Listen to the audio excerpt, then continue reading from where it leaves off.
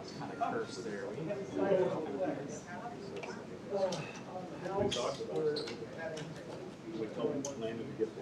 It's a new computer. I mean, a couple years old. Mayor, just so you know, the live stream has started. A couple minutes early, but we want to get the stream out in the hall set up.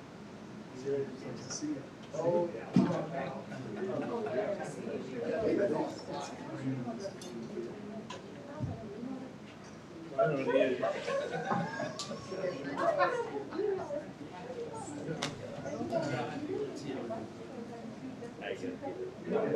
Nobody text me because I ain't gonna bring it. Don't talk to me, call.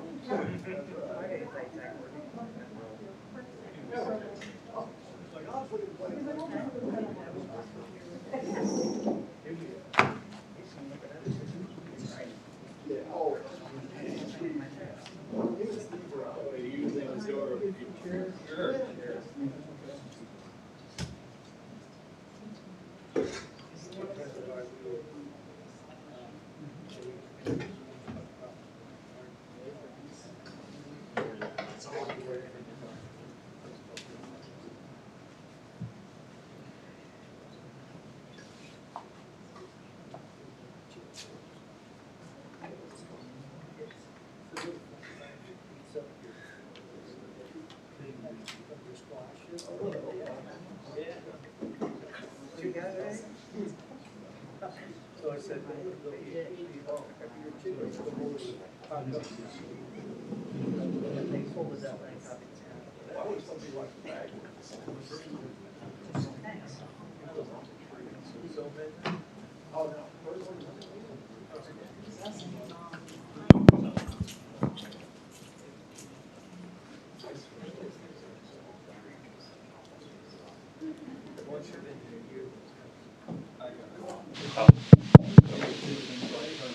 Yeah.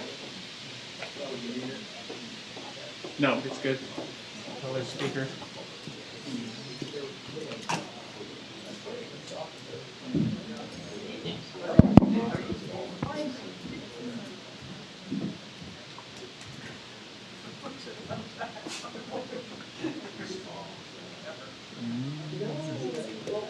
Is anybody here from DeSoto Days Committee?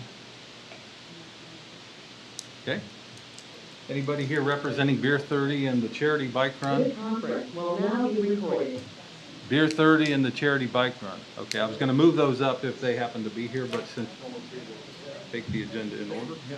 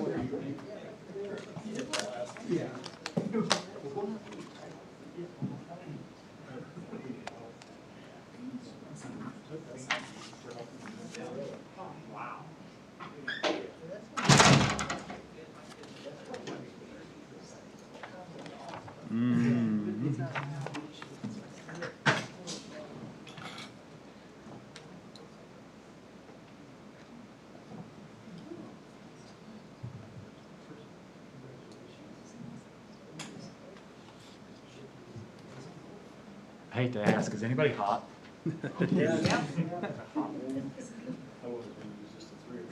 Self-control, not coming out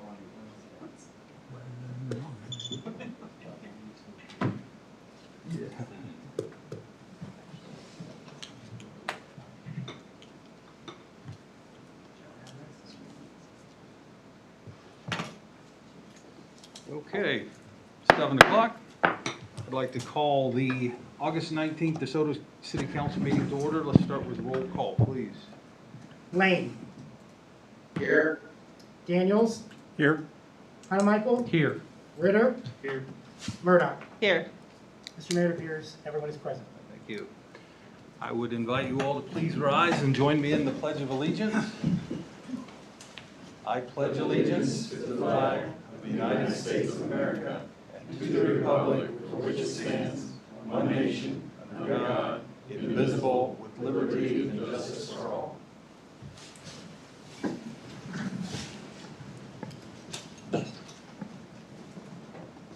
Okay, our first item tonight is our consent agenda. Tonight on the consent agenda, we have approval of the minutes from our council meeting of August 5th and approval of pay ordinance number 908. Anyone have a discussion of the consent agenda item or a motion to approve? I'll make a motion to approve the consent agenda. Second.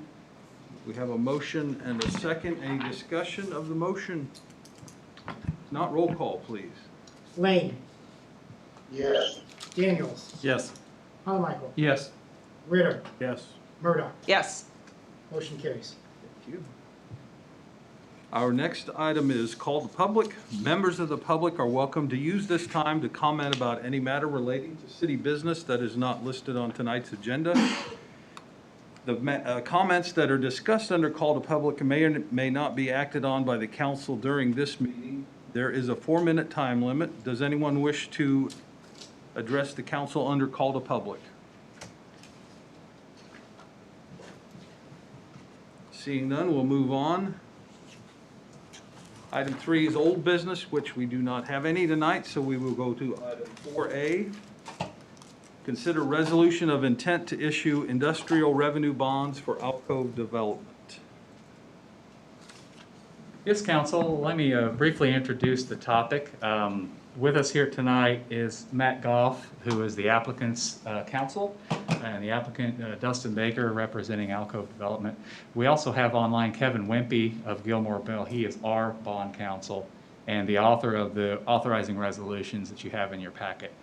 In accordance with our economic incentives policy, Alcove has requested a 10-year 75% tax abatement for a $4.3 million project at the southeast corner of Lexington and Golden Lane. The project consists of a 7,000 square foot commercial building that will face Lexington and 14 attached housing units south of there. In accordance with the incentives policy, we discussed this with the Finance Committee, who is recommending approval largely on the basis that it meets our policy. It is in a targeted incentive area. That incentive area suggests tax abatements up to 100% in 10 years and also allows for the issuance of industrial revenue bonds. So it's squarely within the framework of our policy. And the reason we've targeted this area is largely because it is an infill development in the middle of an existing commercial area that was on a lot that's been vacant for several decades and already has infrastructure in place, and we're not plowing new green fields to make this happen. So very favorable development. So with the authorizing resolution, you're stating your intent to issue industrial revenue bonds up to $4.235 million, which will fund provide for the funding of the project. In addition to that, you're authorizing a pilot agreement where the developer agrees to pay that 25% back to the city, among other things. When we do this pilot agreement, the council also has the ability to review and place any conditions on the specifics of the development that you otherwise those decisions are made at the planning commission level. So for that purposes, I've included the layout, the site plans associated with the development. I'm just scrolling through the staff report here, shows the application materials, but the site plan here, these are architectural renderings of the multifamily units that will be fronting on Golden Lane, just south of Lexington Avenue. And then the next page here are the architectural details of the commercial building that will front on Lexington Avenue. Here's the site plan in general, showing the commercial building at the north end, three buildings totaling 14 units of development there. As with any tax abatement IRB application, we are required by state law to have a cost-benefit analysis prepared for us, which Columbia Capital has done as our financial advisor. That is also included in your staff report, and the results of that are favorable. Net present value to the city of right around about $30,000, $46,000 to the county, and $164,500 to USD 232. So the cost-benefit analysis is in the black in all local jurisdictions. So with that, the Finance Committee and staff are recommending approval of the abatement application, and you can take that action by passing the resolution that's attached as Exhibit A to your staff report. Okay, questions from council? So this is a public hearing item, so. That's right. Do we want to hear from anyone else before we open the public hearing, or? That's at your discretion, Mayor. You can certainly open the public hearing, or you can hear from the applicant, or maybe on. I guess the only thing I might like to clarify is that the industrial revenue bonds are not bonds that the city owns or holds and puts the city at no financial risk. It's a bond that the developer holds and sells, yeah. and it allows them to save the cost of sales tax on materials purchases for the construction. Is that correct? That is correct. Yep. I see Kevin on the online. I don't see him shaking his head. So No. I think that's correct. Yes, thank you. Okay. So I think unless I hear anything from council, I'm going to go ahead and open the public hearing. Public hearing's open. Anyone in the audience who would wish to speak to this matter, step to the podium, state your name and address, and then we will take your comments for the record.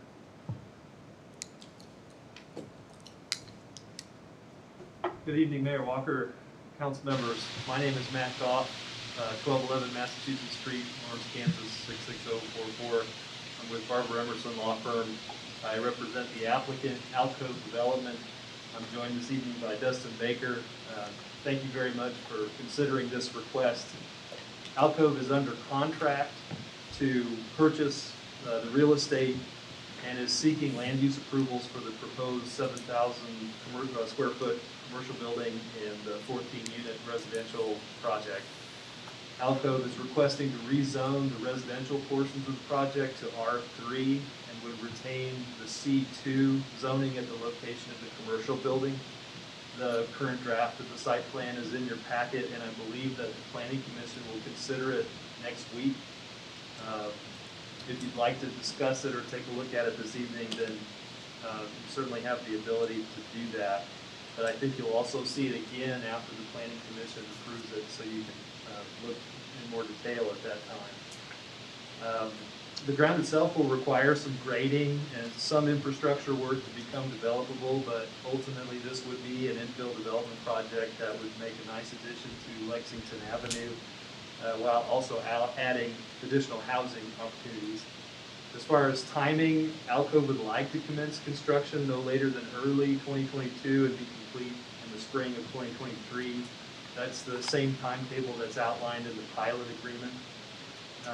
Although the city's economic development policy suggests that perhaps a 100% tax abatement would be appropriate at this location, the applicant is asking for a 75% abatement. We're very pleased to know that the city's finance committee and the city staff recommend approval, and that Columbia Capital's cost-benefit analysis showed a positive net present benefit to the city and the county and the school district. I'm informed that the school district met to discuss this and had no negative comments. I mentioned that Alcove Development is a member of the DeSoto Chamber of Commerce, and Mr. Baker just finished his term, I believe, as the director or the chair of the EDC. I know they're all excited to work on another project in DeSoto. I'd like to thank you all for your time and for helping to bring this application to you this evening. Please to stand for any questions that you may have, and Mr. Baker is available as well. Thank you. Okay, thank you. Anyone else wish to speak under the public hearing? Come to the microphone, state your name and address, please. Rosemary Mail, 37265 West 95th Street. Are these owner occupied or rental? They would be rental. Fourplexes?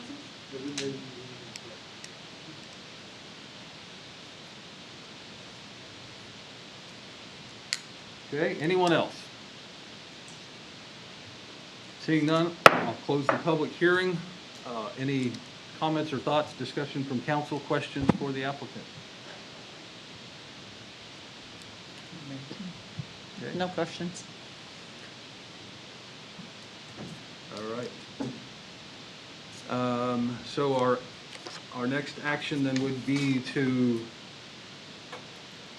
For the resolution. adopt or approve the resolution. By doing that, if you're approving the pilot agreement as well. Okay? And the resolution number? 1053.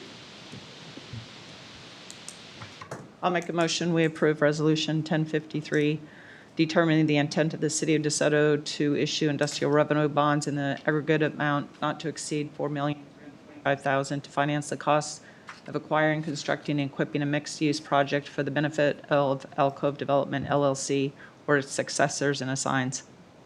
I will second that. Okay, we have a motion and a second. Any discussion of the motion? Roll call, please. Murdoch, Yes. Ritter, Yes. Hanamichael, Yes. Daniels, Yes. Lane. Yes. Motion carries. Thank you. Thank you, gentlemen. Thank you.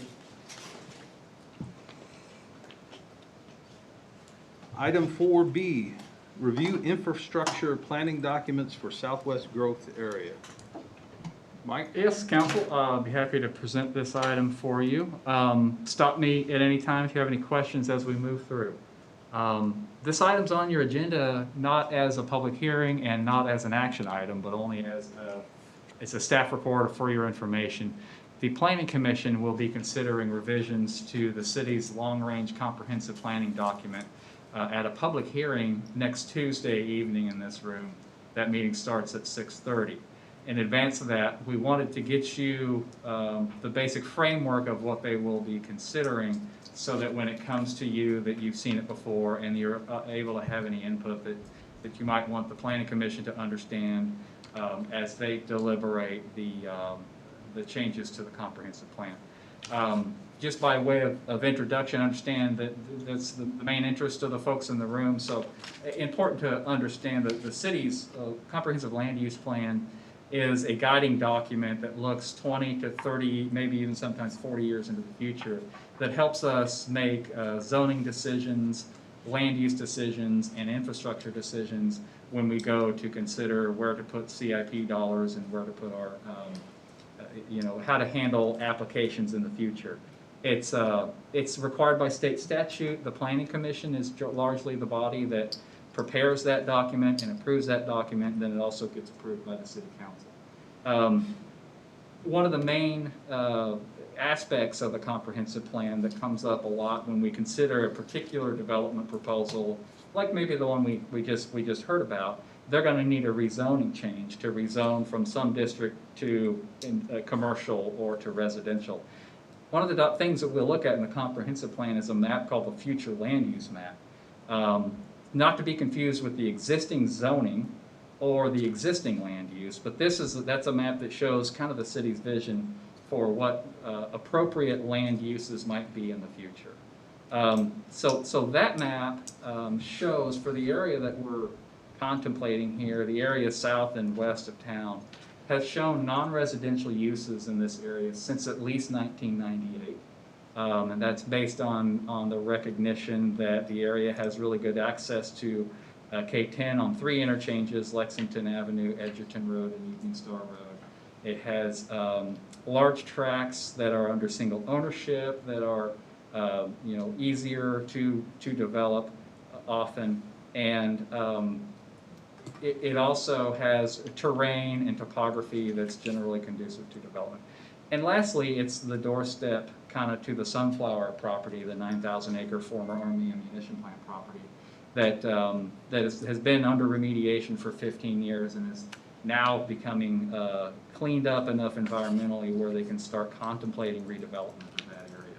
So the effort tonight is not to change any existing zoning, not to change any future land use pattern, not to change any existing land use that's going on there. It's not even to go start building infrastructure. It is really to take those future land use patterns that's been shown in our comprehensive plan for decades and underlay them with an infrastructure plan that is going to be needed if that area is to develop in that manner. An infrastructure plan that's going to be needed to adequately support those types of land uses in those areas. Now, when I say the area has been shown as non-residential for 20 years, that's absolutely the case in the comprehensive plan. I'm talking about the future land use plan now. Those changes, the specifics of those have changed over time, but the basic premise that the area will likely transition, just because, not really because of anything the city does, but just because of development pressures and economic opportunities that will be present, even as a spinoff from the redevelopment of Sunflower. We realized long ago that if we don't plan for that sort of thing, we would be caught off guard, and then that's when things happen that infrastructure is not adequate to support what comes in. So that's the intent. So what's on the agenda for tonight is really an underlying infrastructure plan that supports those future land use designations that we've shown for decades. We've had infrastructure plans in the comp plan for decades as well. They just weren't as well defined as they are, as we have them now. We hired a consultant during the spring to lay out a reasonable road network, reasonable water distribution, reasonable sewer collection systems, and help us arrive at some idea about what those things will cost. So that when and if these developments come along, and Sunflower's the biggest one, that environmental remediation is to the point now where that owner can start thinking about development in the near term.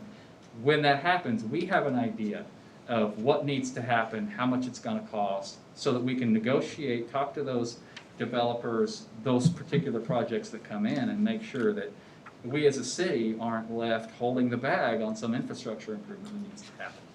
So what we're talking about tonight then is that more refined infrastructure plan. And so our consultant put together that infrastructure plan for about a third of the area that we're talking about, or 2/3 of the area. We supplemented that internally with a similar infrastructure plan for the Sunflower site, and we kind of pulled them all together.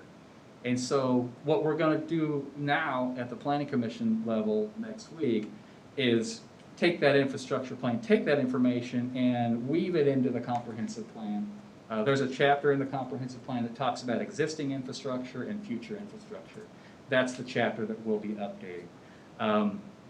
Nowhere in this is any change to any existing land use. There's no thought or contemplation, discussion, or idea about doing anything in particular with Clearview City, or really any existing land use that's there now. So that's just not at all contemplated anywhere in any of the documents that we've got. So with that as background, I want to just answer any questions that council might have. And I think the mayor, although it's not a public hearing item, the mayor may have an opportunity for the audience to have some input here once we're done with the staff report and the discussion. Yeah, I think there's a lot of interest, obviously, a lot of people here. So once we are done with we've heard about it, we've had a chance to ask our questions, then there'll be an opportunity for some comments. Yeah. I want to make sure that the council is clear about the premise. If you have anything to add or subtract from what I said for the audience's standpoint, I want to allow you that opportunity now. Otherwise, I'll just kind of step through what we've got, Okay. if that's okay. Any questions anyone has or comments they'd like to make? Okay, then, I'll go just straight to the document that staff put together internally.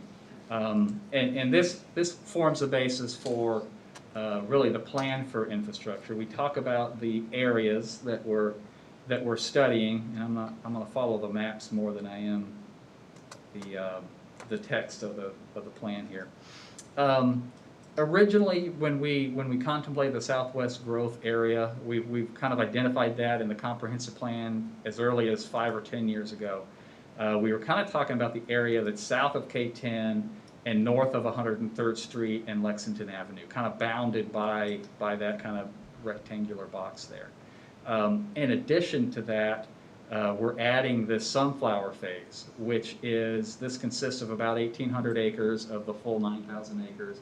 And this is the area that the environmental remediations are the furthest along, and the owner has expressed that this would be the first area to redevelop if redevelopment is to occur in the near future. So we've included that area. So this is kind of the area we've talked about. So I'm showing sunflower as a sub area. I'm showing the SWA here just stands for Southwest Area in this context. And then also the Gabriel site, which is a 318-acre parcel at the northwest corner of 103rd and Edgerton Road that's all under single ownership, that has direct access to K10 on both ends, and has been the topic of economic opportunities from developers, from the state, from area economic development opportunities in the past. So wanted to include that as well. So those are the areas. The first thing we did is lay out a potential road network.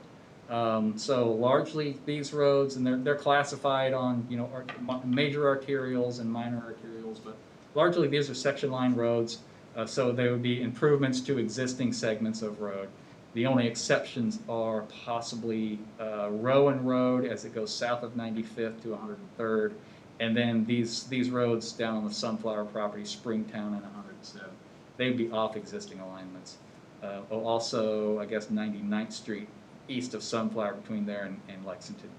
Those would be that'd be a new segment.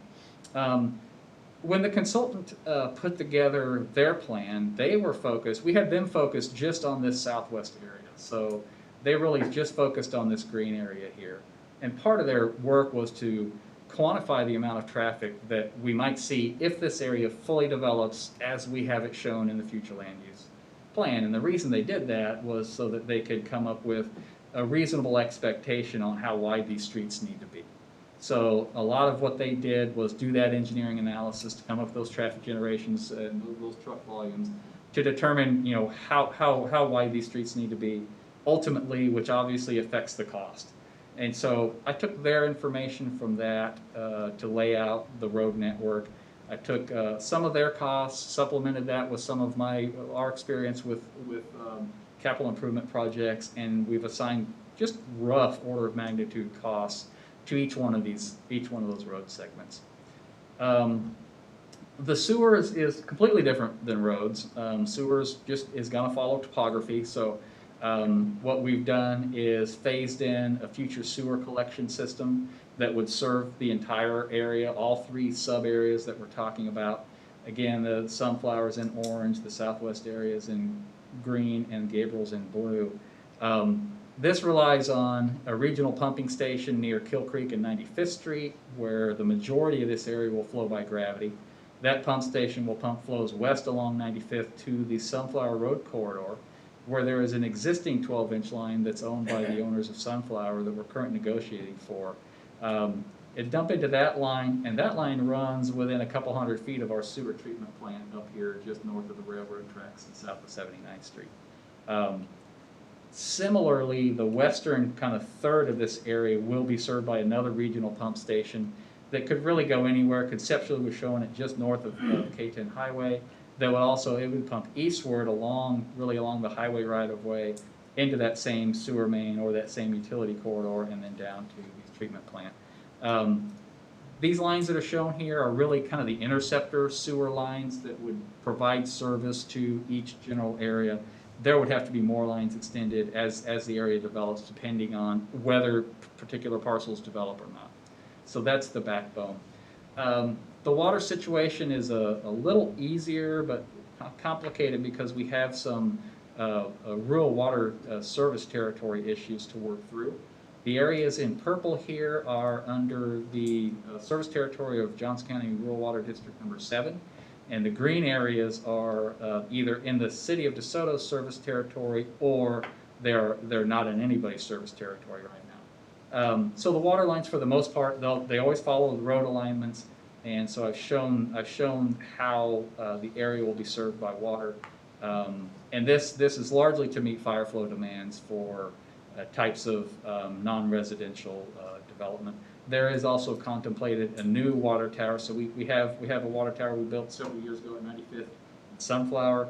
The plan contemplates an additional water tower somewhere. Doesn't probably really matter a lot where it goes, but somewhere the high points near 103rd and Sunflower. Again, I've assigned cost to each segment there. The next table tries to differentiate these costs between each one of those sub areas. Just kind of taking the total and allocated, this is how much it'll take to serve the Gabriel property, serve the Sunflower property in the Southwest Growth Area. Not to, some of the text in the report talks about assigning costs and who will pay for those. That was just kind of a first cut of what that would be, but the underlying premise is that development pays for itself. That if a development needs a public infrastructure to be extended, that development, the revenue stream from that development or that developer up front will pay for those improvements. We're not going to be issuing general obligation bond funding or coming out of city coffers or city savings to fund any of these improvements. And that's a policy, that's a mantra that we've had from day one, really with any new development that comes along. So largely that's it. I'm going to stop there. I did include the analysis, the report that was prepared by the consultant that kind of forms some of the underlying information that I used here. This report has not been presented to the City Council for approval. It's not been presented to the Planning Commission for approval. This is the consultant's final report. It is up for debate and comment and discussion. If we want to tweak this or show something different or word something different, that's still an option. But in no way is this, because the report's final, it hasn't really been condoned or approved by this body or any other body in the city. So I want to stop there and ask any questions. Questions from council? Got maybe just a comment or question, Mike, on that map you're on, the sewer map you're on, the green underlying lines that are lighter and thinner are the future infrastructure as indicated in the current comprehensive plan, correct? Good point. Yeah, good point. And I think that shows up on the water. So this shows how it's evolving from where it is now to, giving more refinement there, correct? Yeah, that's exactly right. Yep. Yeah, the trouble that we have is all these drainage basins flow to the north, and so in the old plan, all the stuff would flow all the way to the north down to the railroad tracks and then into the. Well, if this area is to develop in the new term, this is a much more efficient way to do it.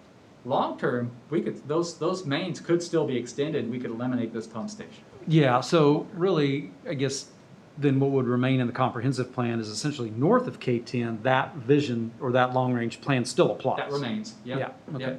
Yep. Okay. Lori, anything? Rob? Kevin? I'm good for now. Danny, anything? None, Mayor. Okay. All right. Before we start the public comment, I understand that a number of you are here and would like to express some comments about this infrastructure plan. I just want to emphasize a few facts points that Mike has brought forth. The future land use map represents a vision of how we see the city might be growing in the future. And as development would occur, it doesn't change anything in our current land use. It doesn't change any current zoning classification or current land use. The city of DeSoto has no inclination or intention, no desire, no aspiration for anyone to be put from their home or property. And I think, frankly, that would be illegal, be immoral, and is not something that we would even consider. So I'm going to lay out a few ground rules for comments. I'd like to keep our meeting to a reasonable schedule, so I'd like to limit our total time spent on comments to 45 minutes or less. I would like to limit each speaker to 3 minutes, and if you would like to comment, please stand and wait till I recognize you. And then when I do, come to the podium and state your name and address. And then your time will begin once you've stated your name and address.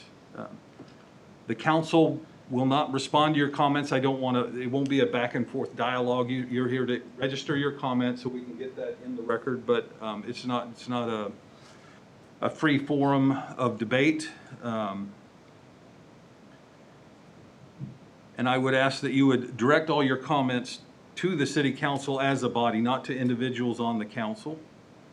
Please refrain from profanity or disruptive language. Please refrain from engaging in conversations when you're in the audience, because it would make it hard. It makes it hard for us to hear. It makes it hard for the recording to, or those remotely listening to hear as well. I would also ask that if someone else has already expressed a view similar to yours, that perhaps you just come up and say, I agree with the previous speaker. And last, I would just ask that we would maintain a professional atmosphere here, that we refrain from personal attacks or any personal derogatory comments toward others. Keep our comments limited to this agenda item. And when you're sitting in the audience, please be respectful of the speakers that are at the podium and the council up here on the dais. Refrain, again, from making comments, because it makes it hard for the audience to hear that's not in the room, and clapping and booing and cheering as comments are read won't help. And so I would ask that you would refrain from that. It will just cause us to be here longer than we necessarily need to hear everybody's comments. So with those laid down, I would invite whoever might like to speak to please stand, and I will recognize you, and you can come to the podium and share your comments.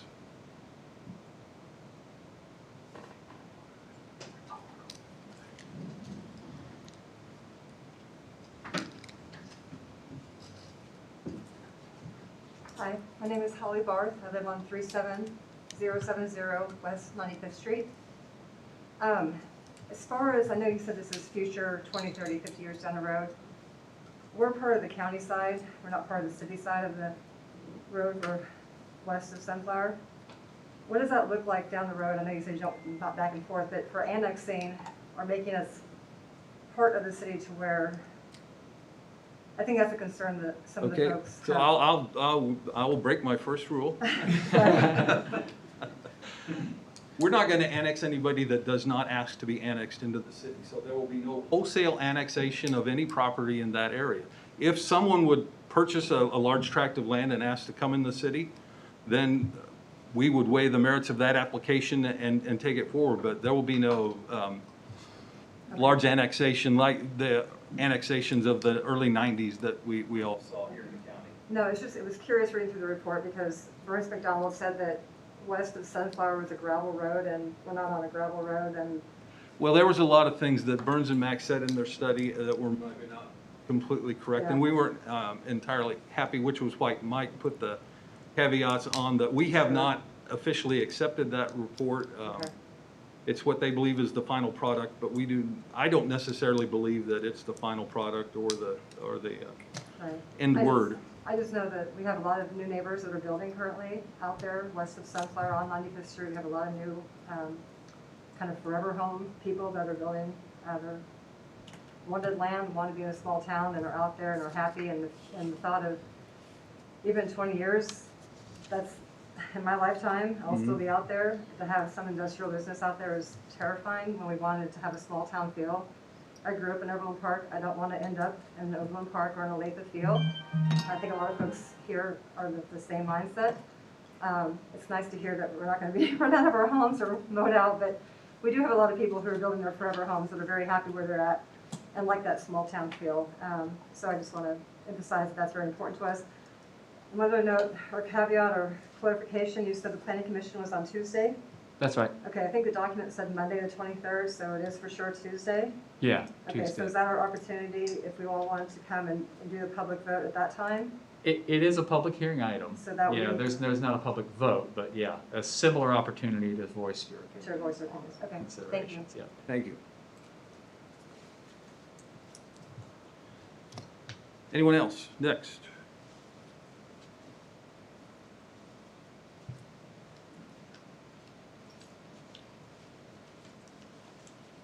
Rosemary Nail, 37265 West 95th Street. I've got kind of a couple of questions, but I don't know if you're open to answering those or not. So Gabriel Phase 1 and 2, there's nothing actively working with the city or the county on that particular piece that you know of?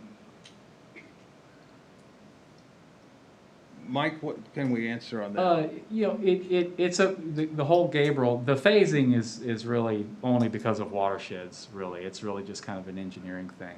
But that's a property that has been the subject of development interest in It's a recent flat. history, yeah. Okay, but nothing currently. So you still got somebody that kind of. The city somewhat has had follows. no formal applications for annexation or anything like that on that So- property as of today. In those phases that we all have colors there will be no island annexations done that are not attached to another city piece? I don't think we don't know that.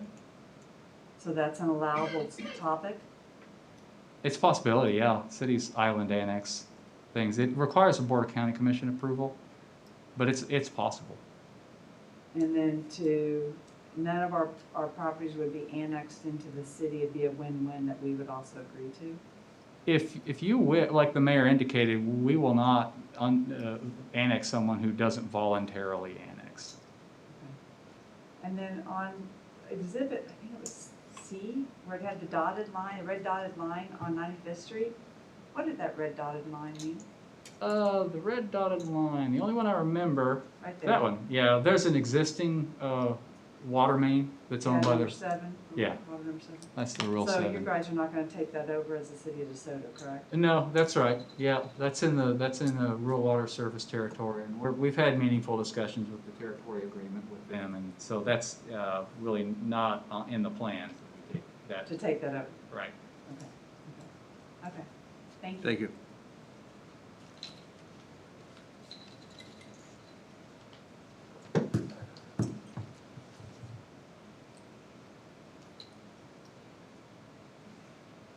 Yeah, sorry.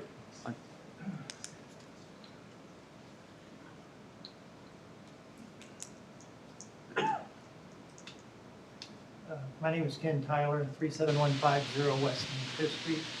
I was curious to see in the plan that, I understand being a minor arterial, but what's with the 3-lane road, routine on that? My experience as a kid growing up, 3-lane roads were pretty much health hazards to anybody coming using it.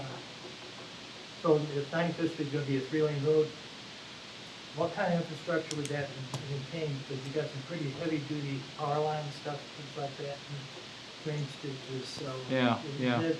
Would it be far better to widen and make it a good 2-lane as opposed to 3? I was just curious as to that thought You know, process. typically, when they talk about 3-lane roads, you think of one lane each direction, suicide lane in the middle, right? That's what I grew up with. Yeah, that's not necessarily what will happen on the ground, but from a consultant standpoint, they have a certain traffic volume they calculate.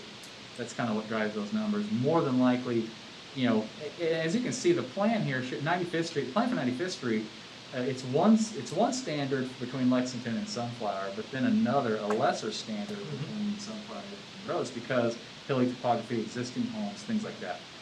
So that's why it's kind of shown as a 3-lane section. If there's a turn lane needed or a bike lanes on both sides with extra light, that's kind of where you get into those sort of Okay. stuff. I was just curious, wasn't an explanation on it. Yeah. All right, thank you. Thank you.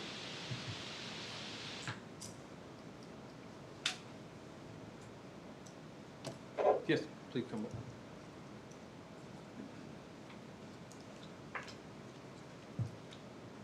Hi, my name's Regina Clark. I live at 8372 Frederick Court. I would like to point out, Mr. Brengard said at approximately 7:17 p.m. that this is not in contemplation of changing existing zoning. Well, if it's not in contemplation, it's changing zoning, then what is the need for the $61 million worth of improvements on the road? And I'd also like to add, I'd like to see some improved roads to the east, particularly the traffic on 83rd Street, a nice route on 95th Street East to the Olathe city limits. That's all. Thank you. So I'll just jump in a little bit, and then Mike, you can jump in as Okay. well. We have a number of other improvements. This was solely focused on the southwest area. We have a maintenance plan and improvement plan to our entire street network within the city. So there are, things don't happen as fast as maybe we would like, but we do have plans to make improvements to and visit with maintenance all of the streets within our jurisdiction. But the reason for the planning effort now, or the infrastructure planning now, is basically to assign costs so that as development occurs, we know what implications that will have on our infrastructure plan, our street network, and what the costs associated with that would be, so that we're not surprised or caught off guard, and that we're aware we're going into development decisions with as much knowledge as we can have. Next, anyone else like to address them? Certainly step up.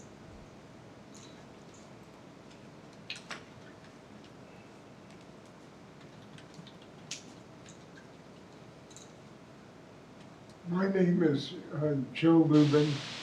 I live at 5 Lane C. My question is this. It's hard to believe that you would have a usage plan like this without some kind of zoning. Is there a plan for zoning in this? For land usage?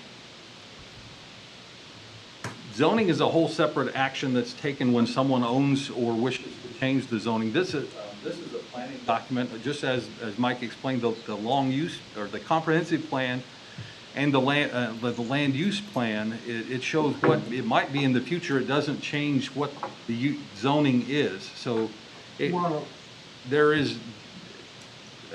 That's what I was wondering. Is there a proposed idea of what the zoning might be? There are no pending zoning applications for any piece of property that I'm aware of in the southwest area. Thank you so much. That answered my question. Yeah, could there is a future land use map, though, that does indicate what the types of development that might be contemplated in that. But there are Doesn't no have- zoning applications pending. There is nothing that would change the zoning of any property Correct, that's created as a result of that document or sitting before us now. correct. Mayor, we have an online participant, Amy Bellis, that wishes to speak. Okay. Hi, my name is Amy Bellis, and I own the 10 acres at 103rd and Edgerton. I have no property there. I believe the address is 37360 West 103rd. I'm a little concerned because I received a letter, it's still dated July 27th, from a man named Mark Long. He is the owner of Newmark Zimmer. And in his letter, he said, I represent an investment group that is interested in purchasing your property. I would like to talk with you about our plans for the area and discuss your thoughts on potential sale. I called him on August 10th, and he stated that his company is currently brokering this deal with the city for the property that's just west of me, the area that we're speaking of, I believe it's 339 acres right across the street. He was under the assumption that this will happen quickly and would like to purchase my property now, because I believe after seeing all this, that this will be rezoned to commercial property. I immediately called my neighbors to the north, Brian Shanzy, and discussed this with him, and he found these plans online. But I can't seem to put together listening to you guys talk about this. I believe it was the mayor, I'm sorry, I'm not familiar with everyone, but he repeated several times that this was for, quote, future use. And he put the emphasis on the word if it would happen. And it would not change any zoning. I can't seem to put together Mark Long's involvement or his perceived involvement in this. Is Mark Long involved? Is Newmark Zimmer currently involved in any way? What is their involvement? And is anyone he represents currently involved in this? So I'll back up and clarify. I did say if, but in my estimation, the piece of property, that Gabriel piece of property, we've had numerous inquiries on that property. It's not a matter of if, but it's a matter of when. I am certain that someone will buy that and develop that piece of property. It's 300 acres between two interchanges, connected to a major transportation infrastructure network that is well suited for developing, and I don't see it remaining as an agricultural field forever. It's going to develop. I would like to add, he also stated that there was going to be infrastructure done to accommodate this. However, he seems to think that this is going to be done quickly. There's no water to this area that could accommodate a huge, industrial park. And he told me that this is going to happen quickly. So it's a little disconcerting hearing that it's not happening, and I believe the mayor said, we do these for future use for 10, 20, and possibly 40 years. But Mr. Long is assuring me that this is going to happen quickly. And I don't think that seems a bit, something's off here. The matter we're discussing tonight is a planning document. So planning documents do have a long horizon. Development projects have a shorter horizon. I don't know. Oh, sorry. Mike? Yeah, absolutely. There's nothing, Gabriel is called Gabriel because it's owned by one man, and his name is Gabriel. And he has been actively marketing the property to potential developers for decades. I mean, there's not a sign up there that says industrial property, but we've been aware of those discussions as early as the mid-2000s on that property. And for you to say that there is a real estate agent that has an arrangement is really no surprise. Although we can say here from the city council standpoint that we're not currently entertaining any planning applications, as I said before. So like the mayor indicated, it won't be that way forever. Timeframes could change quickly. The real estate market for light industrial, e-commerce, warehouse distribution, sorts of uses and production facilities has been red hot. So it doesn't surprise me that there's that type of activity among private individuals that are separate and apart from the city council. But that's not the item that we're here discussing tonight. Yeah. So, anyone else? Next.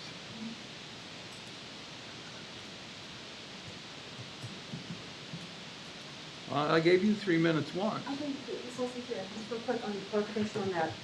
Sorry, Holy Bar. So when and if that comes to development, and there's been, will the public be given notice where we can vote on that? There will be development requires notification. No matter what Facebook says, development requires notification. So in the county, a piece of property that piece of property is not currently in the city, so it's going to have a number of steps. It's going to have an annexation, it's going to have a rezoning, it's going to have a site plan, it's going to have a subdivision plat. There's going to be, the two early ones the earliest would be an annexation. So in an annexation, I don't know what the notification is, but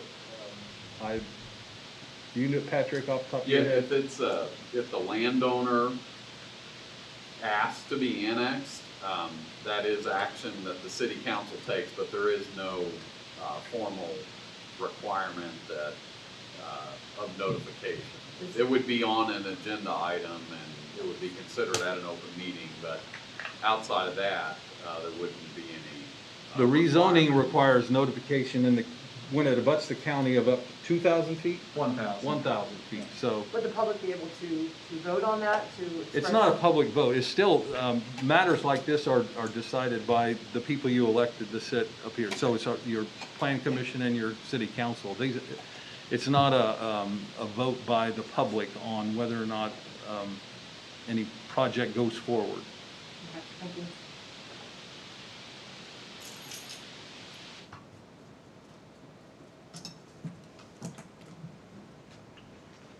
Yes, please come up.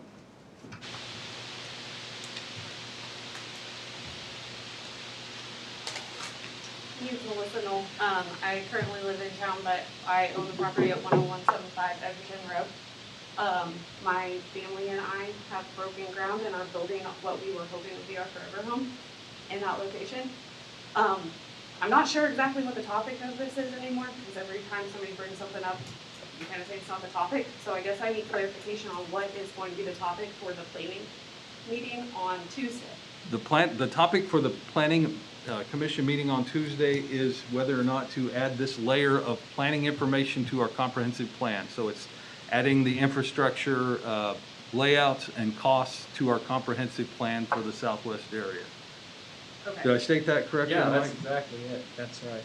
It's not to change the comprehensive plan, it's not to change the future land use map, it is to add information to the plan. So when will we get to discuss the fact that the DeSoto City of Commerce has the Gabriel property in a holding with a purchase option until August of 2022? Because it sounds like this is much more imminent than what we are being led to believe here tonight. I don't know that you ever get to discuss that in a public forum. It's probably the only one true thing I read on Facebook about this thing, but it's not. I'll just end it there. Yeah, so, well, like we said before, any development that occurs out there, so private property can change hands, obviously, and the municipal, local, or federal, state government is in no way involved with that at all. So this DeSoto Chamber of Commerce, EDC, is a separate entity from the city council and city hall. So if they have a purchase option or some holding agreement with the current landowner, city council is not privy to that, did not approve that, did not have to be involved, doesn't involve public hearing. Same thing if that property changes hands from one person to another and the new person has grand plans to put a great big thing out there. The public is not involved. Those are private transactions among private parties in a private setting.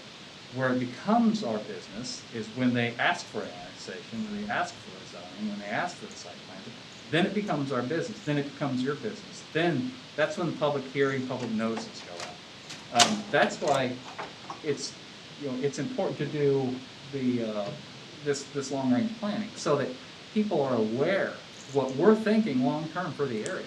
And we can tell you whether it happens tomorrow or 10 years from now or 30 years from now. We're thinking this plant, that property across from your forever home is not going to remain a farm field forever. So that's what we can, that's part of our job, is to send those messages to the community so that you're aware of that. That's part of what we're doing here. I can understand, but I'm sure you guys can understand too that it's heartbreaking for us as a young family to know that our kids are going to grow up staring at an industrial park when we purchased 10 acres, because this was where we wanted to be forever. This was where we wanted our kids to go to school, and this was where we wanted our kids to grow up, and that dream's been destroyed. And I am heartbroken for my kids and my family for that reason. Thank you.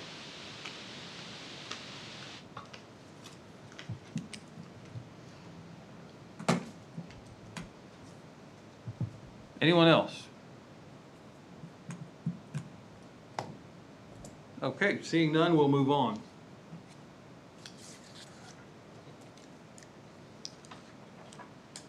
Item 4C, consider special alcohol permit for DeSoto Days.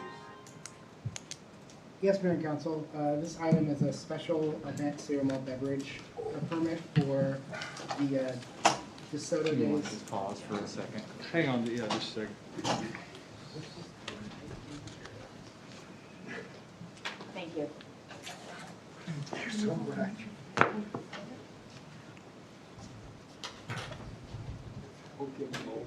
Thank you for your time. George being old. Thank you.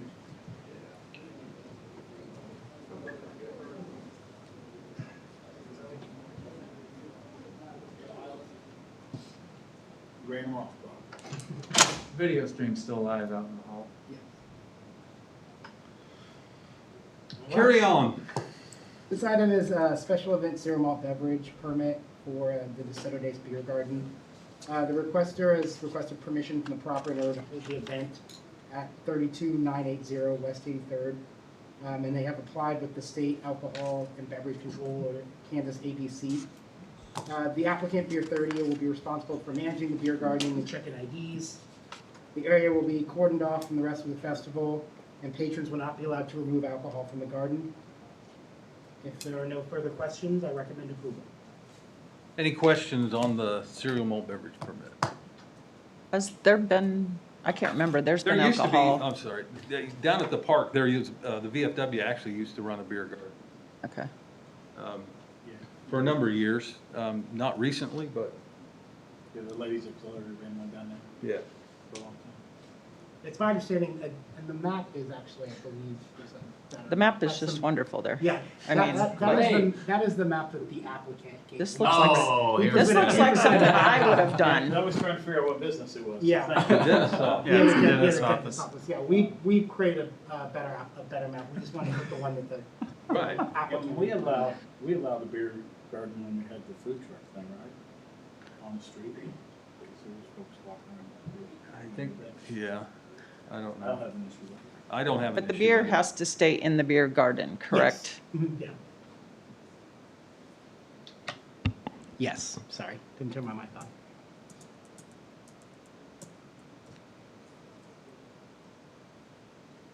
Any other questions? What's your thoughts? What's your will? Yay? Someone want to make a motion? Yeah, I'll make a motion. We approve the beer garden, special event CMB permit. Second. Okay, we have a motion and a second. Any discussion of the motion? Roll call, please. Murdoch, Yes. Ritter, Yes.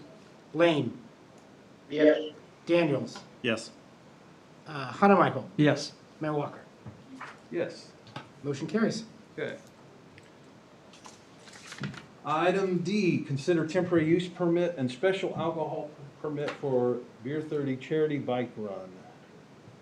Yes, Mayor and Council, these next two items are almost identical. The major difference is the dates, which is why we separated them out. These are permits for two charity motorcycle runs located at the Beer 30 location at 9150 Lexington Avenue. The first application is for Saturday, August 21st, which is a Saturday from noon to 7. The item 4E is for September 11th and 12th. And those hours will be on Saturday from noon to 7 and Sunday noon to 7. As you can see in the application, we have a map included on there, and the applicant has filed the paperwork with the state alcohol beverage control. If there are no other questions, I recommend approval of both items. Okay. Questions from council? You need separate motions separate or one together? Every both. Yeah, separate motions would be good. I'll make a motion. We approve the temporary use permit for the August 21st event. Second. Motion and second has been made. Any discussion? Roll call, please. Murdoch, Yes. Ritter, Yes. Lane, Yes. Daniels, Yes. Hunter Michael. Yes. Mayor Walker. Yes. Motion carries. Okay. I'll also make a motion. We approve the September 11th through September 12th event at Beer 30. Second. Okay, we have a motion and a second. Any discussion? Roll call, please. Murdoch, Yes. Ritter, Yes. Daniels, Yes. Mayor Walker, Yes. Hunter Michael, Yes. Lane. Yes. Motion carries. Okay. Item 5, executive session, we do not have one, correct? That's correct. All right, so we will move on to advisory report, city administrator. Mike, anything? Yeah, the only thing I wanted to report, I think everybody already knows, that roundabout is still under construction, but it's open. All the lane configurations are there, temporary markings are there. I wasn't able to, I was out of town last Thursday, Friday, so I wasn't able to watch it those 2 days. I understand Thursday was a light day anyway on the school. But I was able to watch it Monday, Tuesday, Wednesday this week. Looks like for the most part, it's operating safely. People are using the roundabout. Trucks are getting through. Buses are getting through. The congestion northbound has been completely cleared. Northbound makes that left turn on the 91st Street in the morning, no problem at all. Coming out of 95th Street, completely clear, no problem at all either way, right or left. Southbound, it does back up for about 10 or 15 minutes, starting at about 7:30 to about 7:45. It'll back up to almost to Dollar General, I've seen. Seemed to be getting better, a little better on Tuesday than it was on Monday, a little better on Wednesday than it was on Tuesday. I didn't see it this morning. Largely that's because people who are entering the roundabout have to yield to those free flow that's coming and taking the left on from northbound. I hope and I think that as people get more accustomed to it, as we finish the construction, all the permanent signage is in place, there's no traffic cones out there, that situation will improve. But if it doesn't, then the impact is takes about 2 minutes for a vehicle to come at the very back of that queue if it's all the way back to Dollar General. It takes about 2 minutes to get from there through the intersection. One observation I had was that west of the intersection, during that peak time, when the queue is there, the line of cars going west down 91st and taking the right into the high school parking lot and even getting up into the parking spot is a solid line of cars. I don't think anything we do capacity-wise on the roundabout is going to really help that. We're going to have that backup. So just an observation. Hopefully that situation improves. But for the most part, there's been no accidents. I think it's functioning well. So One thing I had a thought on, not a traffic engineer, and never played one on TV, but if we adjusted the clearance time at the signal, so that it increased just a little bit to create a little bit more gap, that's a good suggestion. that would maybe let 1 or 2 cars. That's a really good suggestion. Create a few more. Get that slug coming off the off ramp. Yeah, because you're just going from one turn, probably the turners off of the off ramp, and then the northbound traffic on the straight movement or turning from Commerce, the right turn. I'm just thinking if there was just a little tweak of additional clearance time for that hour in the morning, it wouldn't have to be something you'd run all the time. But a programming adjustment might be able to. It seems like an idea of someone who did that for a living at one point. Mike, I think it was Tuesday. I had to go over there, and so I drove through it and loitered a little bit because I noticed that going, on the southbound. But I picked up on the same thing you said, and that from Lexington to the high school entrance was solid the entire way. So I think it has made you're getting more cars to the high school parking lot because we've eliminated the northbound backup. So I went up Dollar General, flipped to you, and came back because, kind of check that timing. And I never really stopped. Yeah. And so then I went on down, got on K10, and experienced about the same thing on K10 at Woodland. So actually, I'm stopped longer on K10 than I was on Lexington. Yeah. So it's all a matter of perspective too. Yeah. I think the cones are still a little bit of a psychological barrier. And so I think when we get some of that clutter out of the way, people will gauge that timing a little bit better to just make the right. You can just make that right. Yeah, and I just think it will end up with some proper lighting, like that thing will be lit up like. At night? Yeah, good, because right now it's dark. Oh, the lights aren't on. Yeah, Okay. because I went through there at 11 o'clock and Okay. I took out the flowers. Oh, okay. I hadn't seen it at night. I was gonna. No, I did hit the curb. I'll admit it. The emergency vehicles can navigate it because Yeah. I came back from doing a run at Lexington Lake at about 7:30 a.m. and 2 large fire trucks with their lights blaring were headed towards Merck. And so they came off of kind of that K10 heading northbound, went through the roundabout, came onto 91st and handled it just fine. It's fine. Yeah, the first call I got Monday morning was from the fire chief. Hey, that roundabout, it works. It's. Yeah, and like I said, they were lights and sirens hot to get to Merck. Yeah. Great. Is the back road that goes by the cemetery over to the high school, is that open right now? Mhm. So that's being used, and people Yeah. obviously could come the back way down I haven't been 91st over there Street to see too. I think it's creating its own issue. I was gonna say, Students by are the middle, using by the that middle And school. then coming out by the middle school and Mhm. limiting the ability for parents to leave the middle school, I think in the Oh. afternoon, maybe more. Mhm. Because they're all coming down 87th and then headed back It's toward back, Lexington. you're getting, They can't. yeah, you're getting more of a backup Yeah. off of So it's- Lexington to get onto it right there at the middle school. And it's complicated because you can't get around the west side of the high school. So Well, I think, that's what I, think you know, it's once- like a lot of when the that opens back problems up on the west are- side of the high school, It's, then It's I just- think that flow will, to Yeah. that road by the Because with cemetery is with gonna the- work better. With the theater construction Yeah, blocking. because the- people are, you're having to cut by the middle school instead of go out the other way. I think There's just a lot of There's a lot traffic, of- there's a a lot lot of of moving construction going on at the same Yeah. time that's making it not what it will be as an end result once everything gets. Yeah, because you can't loop Finished. the high school right now with the theater construction going Correct. on. Yeah, and is the southbound backup holding up the school buses leaving the middle school? I've heard secondhand reports that, yeah, the buses are maybe having some delay because of the southbound backup in the morning. Of course, it doesn't happen in the, has anybody seen it in the afternoon? I have not been there in the afternoon yet.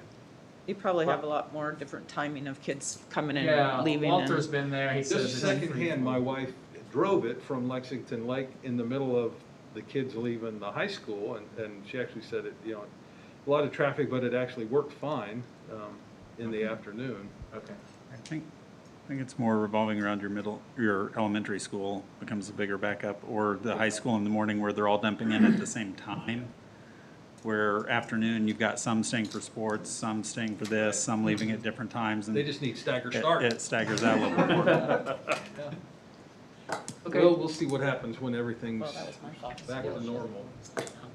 What else, Mike? Yeah, no, the only thing really, it kind of just came out the last couple of days. I'm starting to hear some report that northbound Kill Creek at 83rd is starting to back up bad at certain places. Speaking of backups, when I was going home today, Kill Creek was backed up past Max Atwell's house.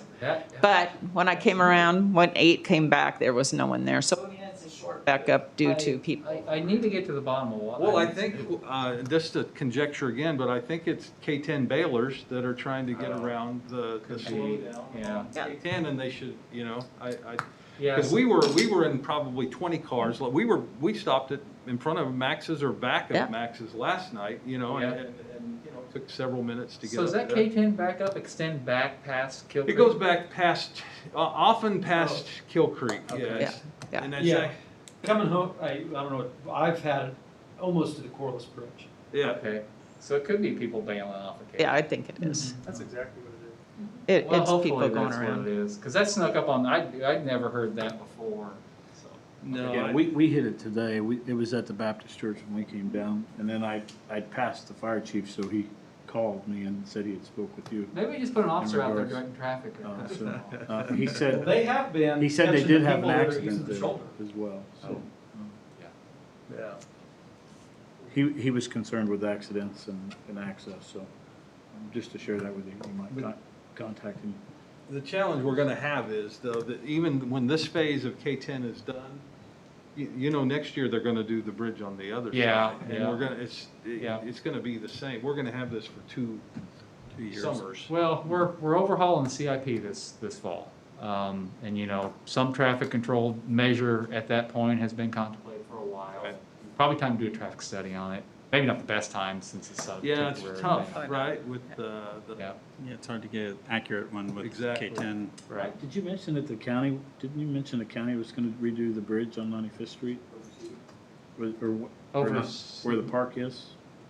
No, that's us. We that's gotta us? do that. That's ours. Okay, that's ours. That's it. Yeah, Ron Creason's been saying that needs to get in the CIP. We gotta redo that. That deck's getting pretty rough. But it's not next year. It's not in the CIP right now. Oh, okay. No.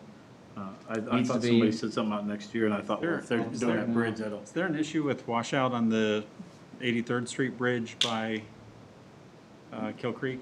No, we had an opportunity to get some big rock from Merck. Okay. And so while we had it, the street department said, I mean, there wasn't an urgent thing, but we figured we'd armor that with that rock there. That was that project. So It wasn't anything that was So we imminent. recently backfilled that and worked on it? Yeah, that's what we were doing. We just took advantage of that rock we had given to us. Okay. Okay, what else you got? That's it. Okay. Oh, concert tomorrow night. Everybody come to the concert. Kyle, what's his, no, Kyle Tuttle. Austin, Austin, Austin. Kyle Austin. the young people know him. Kyle Lane knew all about him. Who did? Okay. Lane. Lane did? She's like all over it. Great. So great. he does have a name, and the Yeah, people around Travis, here do know Travis him. Martin's guitar player is in the hospital with COVID. And his drummer, I don't know, twisted an ankle or something. Yeah, Playing the drums? It's dangerous. He's common to finding fill-ins. You could have And he filled in. did, and He'll find he'll be somebody there. else. He'll play with the band that's showing up. so. Yeah, but he couldn't find anybody. So he Mike? was No, by couldn't, himself. couldn't find a guitar. You couldn't fill in? I can't play the guitar. He needs a guitar player more than he needs a Well, I can drummer. play the guitar, but I He can't could play the lead guitar, and you could play It's the us. drums. This would have been perfect. Yeah, Well- but he could have done the drummer. It would have been something. It'd have been something. It'd have been something. I doubt That's perfection for is the sure. right word, yeah. Anyway, come on out. Finding musicians out there. Okay, city attorney, Patrick, Nothing for me, Mayor, thank you. city planner is not here, so we'll go to Brandon, city clerk. Nothing today, Mayor. Okay. Council comments.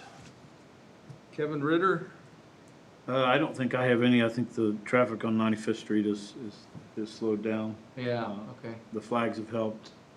The enforcement's definitely helped. You come over some of the hills there, sometimes you just didn't know whether you were, like that man said, you didn't know if you were gonna make it or not. But that's not, we didn't create that problem, but thank you for, if we did put the flags up. for any Yeah, of it was that Ron's stuff, so. idea, yep. No, I don't have anything else. okay, thank you. Rob, Nothing tonight? Lori, I think I'm good, Mayor. Thank you. Kevin Honemichael. No report. Danny, what do you got for us? Nothing, Mayor. Thank you. I guess I'll make it a clean sweep. I don't have anything. Actually, I to will add. say one thing. My 15-year-old got his restricted permit this Tuesday and immediately went to school that day and drove the roundabout, and he actually likes it. Oh, I'm gonna miss this meeting. No, maybe not. Or, I don't think I'm gonna miss a meeting in September. We have some vacation, but I thought it was the first week, but it's not. It's the second. All right, Sorry. Go I'll ahead. make a motion, we adjourn. all in favor, say aye. Aye. Opposed? All right, we're All right, adjourned. Thanks, very everybody. good. Let me get the recordings